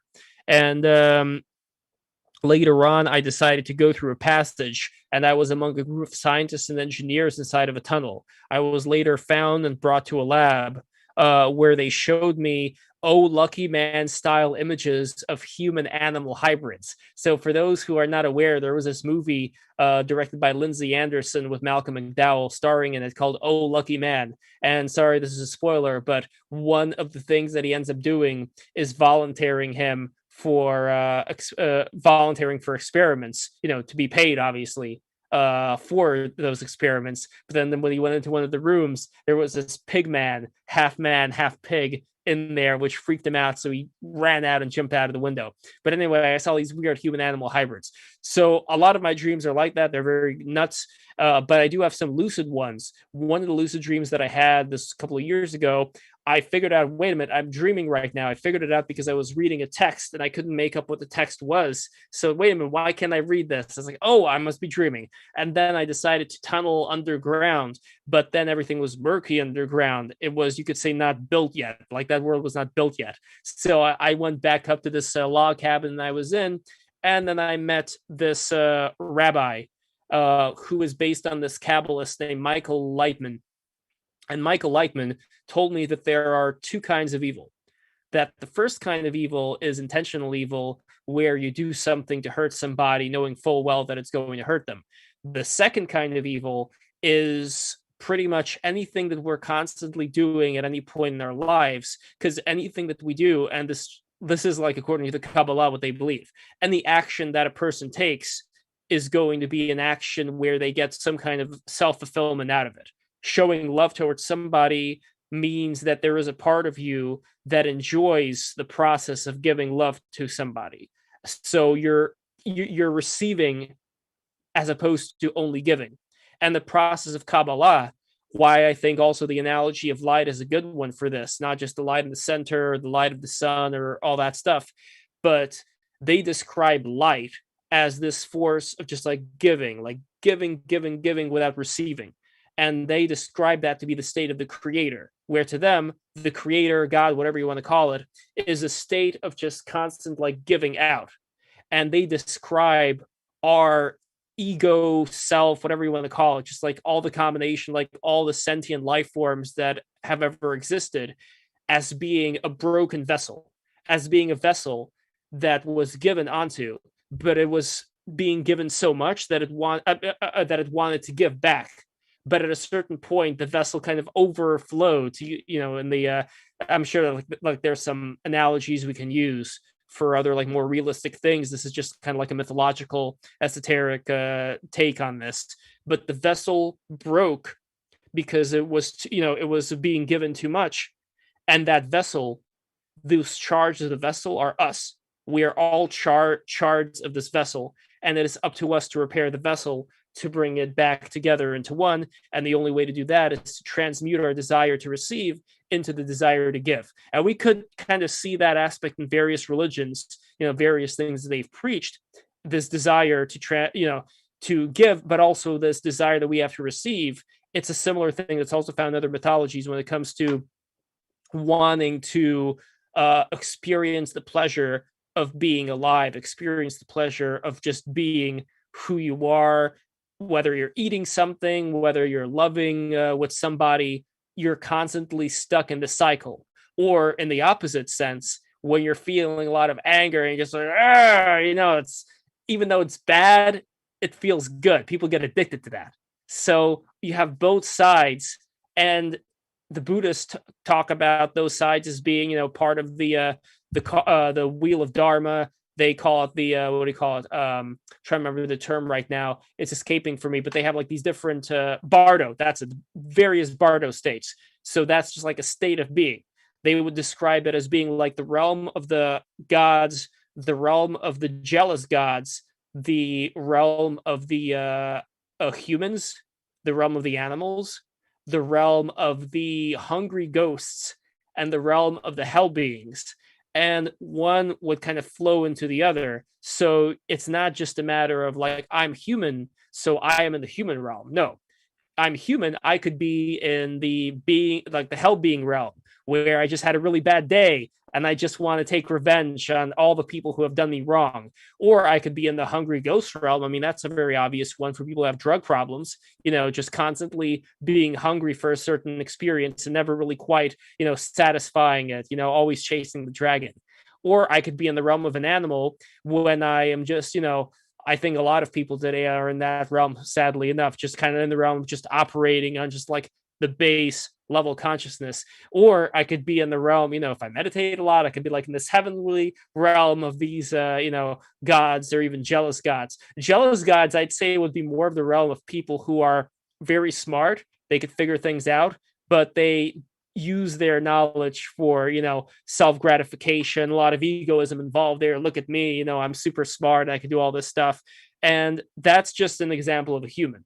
If we assume that there's like other levels to this, then there would be, let's say, jealous gods who sometimes feel like hell beings, who sometimes feel like animals, who sometimes feel like hungry ghosts. So it's just a very interesting way of drawing up this reality, breaking it up into all these various aspects. But what all these aspects have in common is this connection to the cycle. You're not out of the cycle. You're still in there. You're still being born. You're still dying, and you're stuck. You can't get out. It just keeps going and going and going. So I guess the thing with the Buddhists, and I don't think it's just the Buddhists, I think it's like any tantric, esoteric sect, whatever you want to call it, their whole thing is we're going to go beyond just praying to the gods so that the gods will help us reincarnate on a better planet. No, we are going to use our own willpower to get to a higher state so that eventually, and again, I don't know if there is an eventually, I don't know if there's like an omega point where we all merge into one thing and then that's it, done, the candles burned out, end of story. I don't know. At least I am leaning on this idea that there are higher levels to get to for us as human beings. Now, it's interesting. I don't see a problem with enjoying a particular state of being that is objectively beneficial or worthwhile. And I think the challenge for many humans is to reach a kind of alignment between emotions and the external world, so that the emotional response is the appropriate one that assists in human flourishing and, in some cases, human survival, and also brings about external benefits. So if one enjoys the act of creativity, creating a new work of art, for example, that's a good thing because it motivates one to create something that is also externally beneficial. Or if one enjoys an activity that improves one's health, like physical exercise, for instance. I know it's difficult for some people to consider that enjoyable, but it can be under many circumstances. In our virtual Enlightenment Salon with Victor Bjork, we discussed running and how running could be enjoyable for someone who is well practiced. Well, Victor Bjork sounds like a strongman's name, by the way, right? Like one of those Icelandic, Well, he is one of the most dedicated life extension researchers and advocates in the transhumanist community right now. And he does cover quite a bit of distance with his running, with his walking. He has performed other exercises as well. For those who are interested, I will post the link to our recent virtual Enlightenment Salon with him. But I wanted to make the broader point that I think enjoyment is a problem only when the thing is being enjoyed in a way that is detrimental to either the survival of the individual or some broader good. Let's say people get stuck in these hedonistic states where they don't really contribute anything to one's well-being. They may at best be a time sink, but at worst may actually undermine a person's health. Drug addicts are a good example. Yeah. It's actually one reason why I'm very careful regarding any kinds of mind-altering drugs. The only mind-altering substance that I consume is caffeine,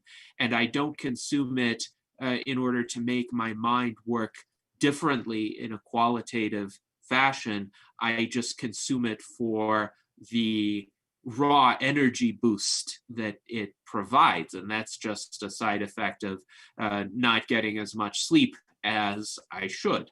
But I would not, at this stage, try to chemically alter my brain in order to produce a qualitatively different effect, because I do not want to experience the side effects that the current substances have. And I think my mind, as it is, functions in a quite balanced manner, in the sense that I know that I can sustainably operate this way indefinitely as long as I'm in good health.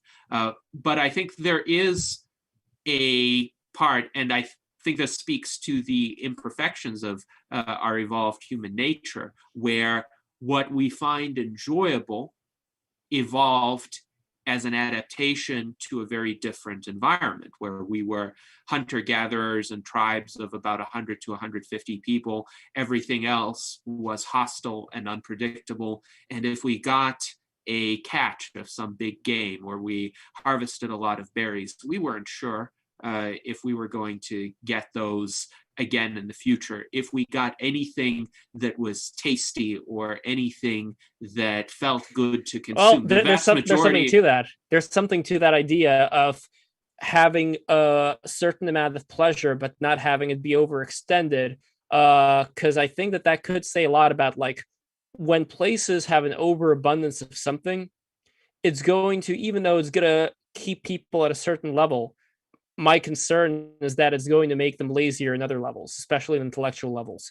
Where, take a look at, for example, if we're talking about cultures, if we're talking about, like, Japan, for instance, very few natural resources. I think that contributed to how great of a culture Japan has.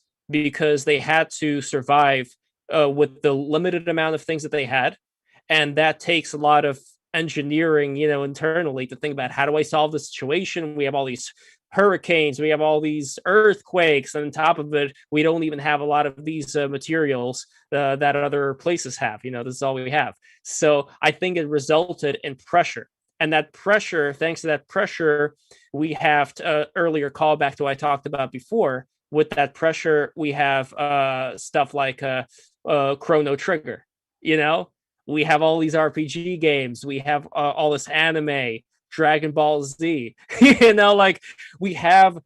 Think of how much dedication goes into creating a piece of work like Dragon Ball Z. Okay, this is phenomenal. And again, I'm not saying that this is like it's no Da Vinci or Michelangelo, but still, the fact is that you have a lot of pressure put on groups of people. And I really do believe that regardless, like I said before, wherever you happen to come from, if enough pressure is put on you through multiple generations, and not the kind of pressure where it's back-breaking work, but the kind of pressure where you have to actually think for a living, then you will wind up, I think, with in the Japanese society, obviously a lot of problems there with, seppuku and all that, the modern equivalent of that, basically, as well as a lot of other issues that have to be sorted out. But still, it's a great society for what it was able to achieve. And I think Americans can learn a lot from Jap. I don't want to go all weeboo here,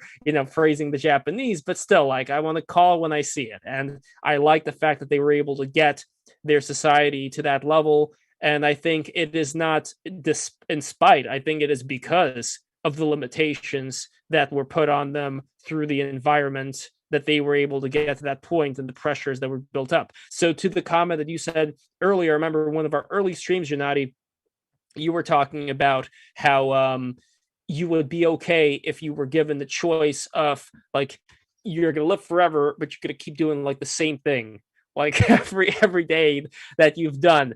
I don't know, in the grand scheme of things, to me, that also seems to be a little bit of being seduced by just the way that things are. It's kind of like the analogy I used before, by people just being too wrapped up in whatever it is that they're stuck in. And again, maybe it would be a very enjoyable experience. I don't know what your life, I don't know what your life is like personally. You have a lot of beautiful cats. You have a very beautiful environment that you run in, for the marathon, stuff like that. It could be great. I don't know. But still, it just seems to be like saying that forever. Oh, I don't know, man. It is not a perfect environment, but I will take a guarantee of not losing it as good enough. I will say that. And I will take it with all of the imperfections involved, because I know that there are many, many worse fates, orders of magnitude worse and qualitatively worse as well. So my main impetus for being a transhumanist isn't even that I want to do all of these amazing things that are inaccessible to humans today, though I would be happy to do them if the option were available in a safe manner. But the main impetus is even to preserve what I have, because thinking about what I have in my environment right now, the opportunities that I have accessible to me, I could easily spend tens of thousands of years and not exhaust those opportunities. I could easily live in a way that would be variations on similar themes. I even think of the running races that I partake in and how they repeat from year to year. But each year the conditions are a little different. The weather is a bit different. Maybe the course gets altered a bit. My training is different. I do have a question about the running, just so I don't forget. A relative of ours, he was also a big runner. One of the issues that he experienced was his, what do you call it? That soft part inside of your knee bone, meniscus. So his meniscus ended up deteriorating over time from the running. Is there anything, just like for all the runners out there and all the would-be runners, is there anything that could be done to preserve one's meniscus running a long time? Now, I'm not a physical therapist. I would recommend talking to a physical therapist about issues and concerns of this sort. A lot of runners have different philosophies in regard to how they preserve themselves. I think many past a certain age will shift to softer surfaces, like they will favor trail running over road running. And I know some runners who are exclusively trail runners. I'm a hybrid runner in that I will run both on roads and on trails. I probably spend most of my time on roads right now, but after the age of 35, I will most likely shift to easy trail surfaces. So not so much the rugged mountainous trails where you have a lot of rocks, a lot of tripping hazards, though I've run on quite a few of those, but more of the flat, wide trails that have kind of packed sand or dirt, and that generally results in less impact overall. Also, I think it helps to have some elliptical workouts built into one's training schedule. Those are really easy on the feet. They're really easy on the joints. You don't experience any pounding. Some runners also do cycling, whether that's road biking or mountain biking. So that's another way to get this kind of endurance exercise without as much pounding and at the same time train some of the same muscles. So there are many choices, but I also want to offer this caveat that each individual situation is different. Some people may be more prone to injuries than others, and that's where this would be a bit beyond my personal ability to comment on, but I think a physical therapist would be able to help people with those kinds of concerns. Excellent. Thank you very much for that, Gennady. I really appreciate that view, because I am not a runner. I do love walking, though. I'm kind of like, and I don't want to compare myself to Tesla by any means, other than the fact that he also had Kundalini in his back, at least from the biography of Tesla done by his best friend, talked about how when he breathed, he felt like the sensation in the spine, like going up and down. So I do have that in common with him. But okay, but he also used to love taking long walks through the city, and that is something, even though I don't run, I am a big fan of the long walks. And do you, Gennady, think about anything, as well as yourself, Art? I don't know if you like walking or running, but do you guys like thinking about anything while you're doing that, or do you just kind of like go in the Zen state? Well, I actually think running is the closest condition I get to meditation. My friend, Dr. Bill Andrews, who in addition to being one of the leading life extension researchers today, is an ultra marathoner, describes running as a kind of moving meditation. What I find quite appealing about it is it enables one to have a sense of linear focus, of being present in the moment and being focused on a goal, necessarily not having various distractions that come one's way from external sources. But it does give one's mind an opportunity to think in a more leisurely way, in the sense that if you are directly working on something, or if you're responding to some intellectual task or some intellectual demand, you don't have as much of an opportunity to experiment with possibilities.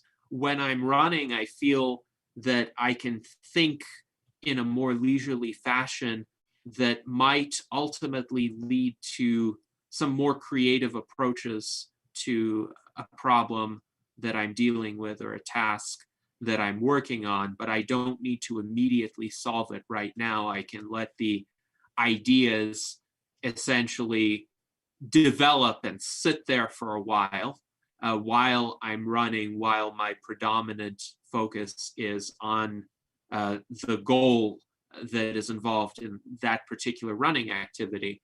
I also listen to a lot of music, mostly classical music, though some computer game music as well, some ragtime, some of my own compositions. And again, I think it helps with that state of focus, but also a state where at least part of one's mind has this ability for leisurely contemplation. So that's my experience. But Art Ramon, I know you do a lot of hiking as well. So what is that like for you in terms of the mental state? Usually when I'm hiking or when I used to run, yeah, it's very zen-like. I had to pay a lot of attention to where I was stepping. So I had to plan all my steps ahead because there's rocks that you had to either jump over or step through. And that was a very zen-like state, having to plan my next step and actually several steps ahead. Hiking is a little slower. I don't have to plan every step. Then there I could actually focus on a problem or on something. I would be a little more freer to think of something. Now I'm just mostly walking, and I have a little more time to think on problems. If I'm working on a coding problem or an art problem, that's when I can do a lot more thinking. When I'm taking a slower pace, I'm not at the edge of exhaustion like I am with running. I used to run. I got up to 8 miles, and now my joints are shot. So hip joints are shot. Probably the knees are shot too, but the hip joints hurt the worst. So I'd say, yeah, I've been fit my entire life, and now I'm kind of paying for it. Well, I think something like, I don't know, I want to get into more fish oil, krill oil, stuff like that, stuff to help the joints. I think all that is important. Yoga is important as well. I do a lot of yoga as much as I can, a lot of downwards facing dogs, a lot of badgers, a lot of all that good stuff. But anyway, unfortunately, gentlemen, I have to be going soon. But I just want to make sure that if there are any last questions that you have, I would love to answer them. And I just want to say that you guys have been an absolute delight to speak with. So thank you so much for doing this. Yes, well, thank you, Lev, for joining us today. I think we have covered a lot of ground in a variety of areas dealing with the intersection of art and technology and self-improvement. I would like to pose one last question from the audience and then give you the opportunity to make any concluding remarks. Angel Love has 2 questions that I think are related and I think will help expand on some of your perspectives of the possible impacts of technology. First of all, do you think that we leapt about 10 years ahead technologically during the lockdowns of 2020 to 2021? And what effects have any such forward leaps in technology had on the human mind during that time period? And a related question is, how quickly do you expect augmented reality to be in mass use?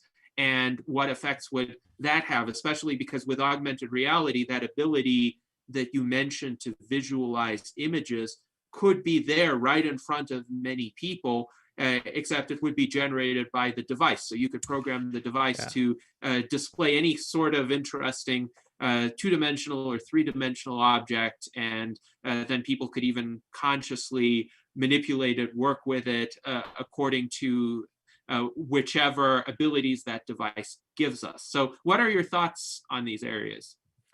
Those are great questions, and I really appreciate Angel Love being here in the chat. Thank you so much, Angel Love. I love you. Thank you so much, Angel Love.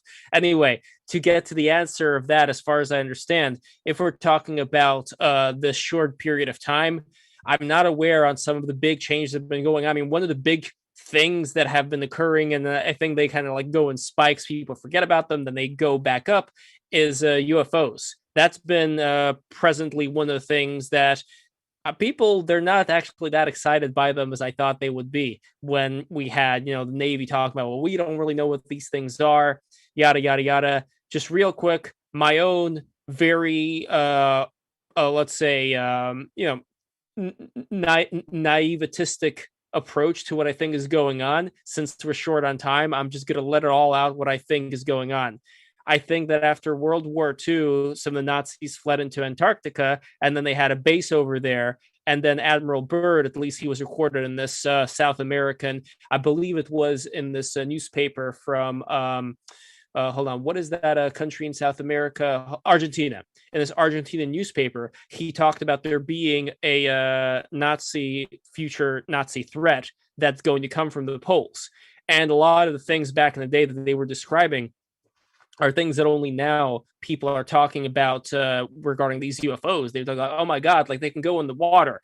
That stuff was written about these UFOs back in the 40s and 50s, about these ships being able to go into the water and out of the water. So I think it's very interesting how people are looking at all this stuff with new eyes for those who are interested in looking at them, and actually like just try to imagine that, where the Navy itself is saying like, we don't really know what these things are. Now, it could be that these are like black projects that the Navy has and that other countries have that they are not aware of. My own interpretation, again, is that I think that there may be a sizable amount of these former Nazis that may have fled that have access to this very high technology. And let's not forget that after World War II, we had not only von Braun, who, used slave labor from the concentration camps, but we have other prominent Nazi scientists, a whole lot of them, from what I understand, through Operation Paperclip that came into the United States. So, I mean, one interpretation of this is that we didn't win World War II, which is very scary to even think about, this idea that we would have this presence of these national socialists, in Antarctica that would have this very advanced technology. There is no way for me to prove any of this. The one saving grace, the one silver lining that I hope is that if this is indeed the case, if they have this tech, if this is indeed the case, then their sons or grandsons, or maybe even themselves, would, after a couple of decades in 2020, be just like wrapped up with guilt over the animalistic things that they and their friends did back during the war, when it came to the final solution and all that stuff, because they were aware of what they were doing, which is another reason why I think we went differently on the Japanese than we did on the Germans when it came to war crime trials and all of that. Because the Japanese, again, I praise the Japanese a lot, but they were relatively speaking new to the kind of civilizational processes that we experience here in the West. Even though there were a lot of horrible things that they did, it's different from a fellow European country that had Mozart and Beethoven and, you name it. It was the same in terms of civilizational level as all the other countries. Yet the fact that it ended up making people treat other people worse than animals, themselves becoming animals in the process of doing that, my hope is that if there is an Agartha, if there is this other breakaway civilization, whatever we want to call it, that has access to a lot of these technological devices, if that is the case, and that may not be the case, but if that is the case, my hope is that the people who are alive from that time are incredibly racked with guilt for the things that they did. And this is something that they are going to have to answer for in the next life, if there is one. And one other thing that I would add to that is there was this Israeli, what's his name? He was like the head of the space program in Israel, I believe, or like the chief engineer, something like that. And he was talking about, and he's already like 84, 85, like in his 80s. He was talking about how there was this, there is this Galactic Federation, and how the human beings not ready for the Galactic Federation yet, because we still have, I mean, look at us, Gennady, look at us. We're not ready for this yet. But his point is that the government, the US government and the Israeli government, that they have deals with these, extraterrestrials or whatever you want to call them, to do certain research projects here on the Earth. And it's going to be that way until one of the requirements is that until we understand what space is. So what they're saying is we don't even know what space is. We're making all these highfalutin assumptions about what we know to be the truth. Meanwhile, according to them, if there is a them, we have a long way to go. And hopefully we're going to get to the point that, Gennady, you are always talking about us getting to, where maybe the Galactic Federation will open themselves up to us. And again, the Galactic Federation, human beings, just like us, we're the aliens.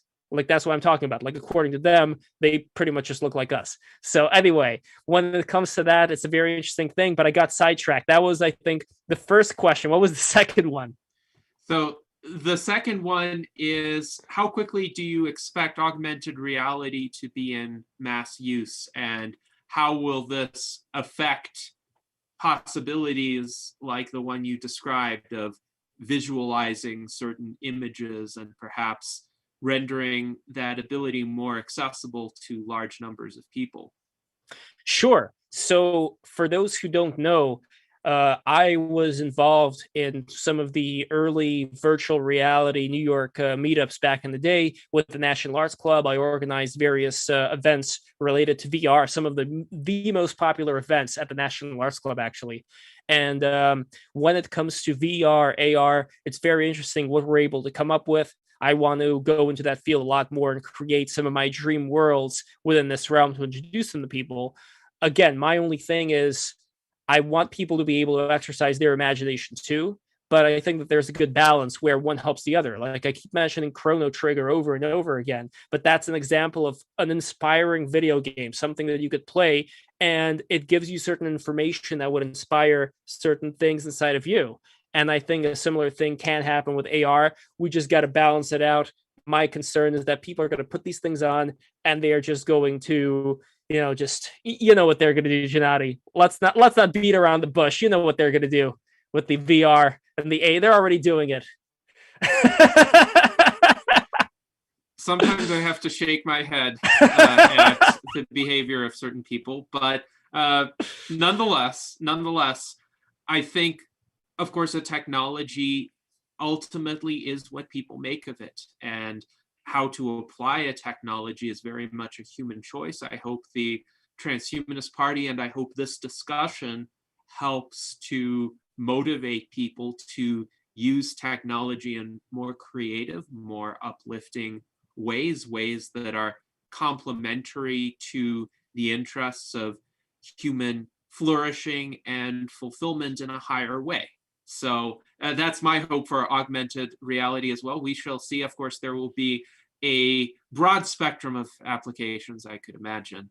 Now, on UFOs, I will say briefly, it seems the official US government report that was released in June essentially says there have been a bunch of sightings and nobody knows what caused them. The US government doesn't know what caused them, but the But again, which U.S. government are we talking about here? We're just talking about the U.S. government that's responsible for saying that they don't know what it is. How many levels above that are there? I'm sure that even though we have this assumption that people can't keep secrets, if you have like certain black projects out there that were known for a long time, and again, it's not like they're not known. There are people who speak about this, people who claim to have worked on these things. So it's not like there aren't whistleblowers, but people just think they're a bunch of kooks because they say something that doesn't correspond to what we imagine is the truth.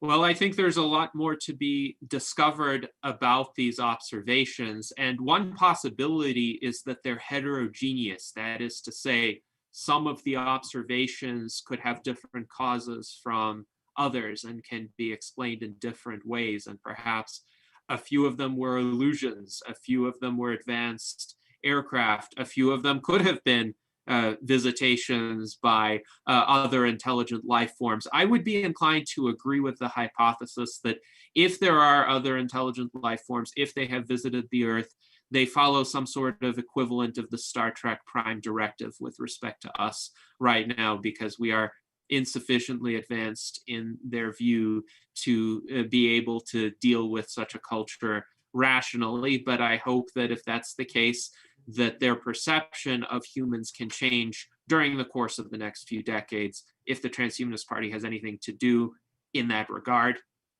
I hope we will contribute to changing that perception. So Lev, thank you for joining us these 2 hours. What final thoughts do you have with regard to our conversation?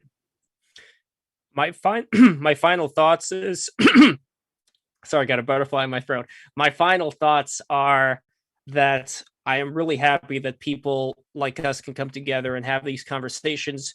I don't know what the future of the United States will be like. I'm still in this weird limbo state where there are all kinds of things that one side says and another side says, and I have to just do a lot more research and get a lot more grounded, because I want to give the benefit of the doubt to either side when it comes to various predictions that may happen. I mean, the economy is not looking so good right now, but at the same time, though, people have access to a lot more information. They're a lot more connected than they've ever been before. So that gives me hope that there can be a certain fire that can be inspired within people to be able to create something. It doesn't mean that everybody's going to do it. A lot of people may just go by the wayside as far as, I don't think we can lift everybody up at the same time. We can try to do as much as we can. I want to focus on the people who reach their hand out so that we can help grab that hand and over the fence, so to speak, and there are people out there who want to reach their hand out, a lot more who don't, but that's the way the cookie crumbles.